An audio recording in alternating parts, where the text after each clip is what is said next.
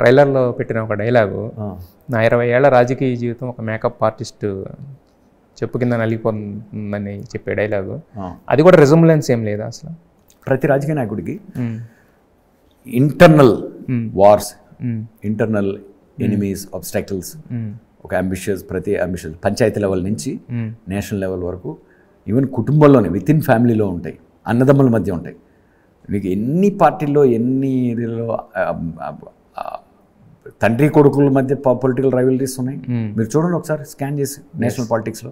ఇదేం వింత కాదు, కొత్త కూడా కాదు, ఇది ప్రతి పొలిటికల్ లైఫ్లోనూ జరిగేది. అస్సలు చూడండి, అటు చూడండి మహారాష్ట్ర చూడండి, అది చూడండి, ఇది చూడండి, every which where there are families with rivaling ideologies, friends with rivaling ideologies. My point is they don't matter.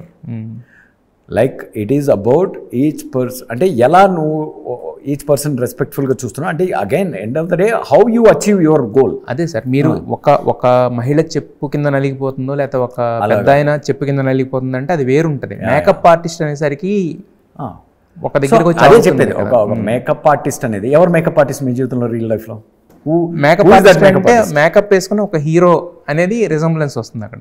ఓహో, అలా అపార్థం చేసుకున్నారు మీరు? అలానే అర్థం అవుతుంది సార్ అందరికి. అపార్థం అనేది మీరు చెప్తే తెలుసు. అపార్థాలు మామూలుగా అవుతాయి, ఎందుకంటే కొన్నిసార్లు అంటే కొంతమంది భూత అదే అందరికి అదే అర్థం అవుతుంది. అది అపార్థం అంటే మేము అది కొత్త కొన్నాం. అలా చాలా అనుకుంటున్నారు ఎక్కువ, చాలా సర్ప్రైజెస్ ఆగస్ట్ 7 తర్వాత కూడా నాకు తగలొచ్చు. నేను ఒక ఇంటెన్షన్తో చెప్తే జనాలకి కంప్లీట్గా వేరే ఇంటెన్షన్తో అర్థం అవ్వచ్చు. మీకు అలా ఈవెన్ రిపబ్లిక్ ప్రస్థానం లాంటి కథలను కూడా అలా మిస్అండర్స్టాండ్ చేసుకునే the work I most talked about from my thing. అది తప్పదు. ఇది మన ఇద్దరం మాట్లాడుకుంటున్న దానిలో కూడా నేను చెప్పేది మీకు 100% ట్రాన్స్లేట్ అవుతుందన్న గ్యారంటీ కూడా లేదు. అవును, రైట్?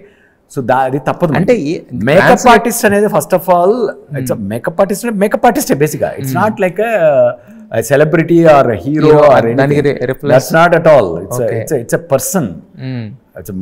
మేకప్ ఆర్టిస్ట్ అని ఒక మేకప్ వేసే పర్సన్ అది బేసిక్గా. సో అవన్నీ మీకు ఎప్పుడు అర్థమవుతాయి? షో చూసినప్పుడు అర్థమవుతాయి. But one thing, discussion, debate, curiosity, అది ఒక వైల్డ్ ఫైర్ లాగా స్ప్రెడ్ అవుతుంది కదా. అంటే దాని అర్థం ఏంటి? ఇలాంటి కథ మీద మనకి ఇంట్రెస్ట్ ఉంది. That is exactly the idea with which that is exactly what ignited my interest. ఈ ప్రపంచంలో కథ చెప్పాలనుకోవడం వచ్చేసి అది ఆ యూఎస్పీ అక్కడి నుంచి స్టార్ట్ అయింది.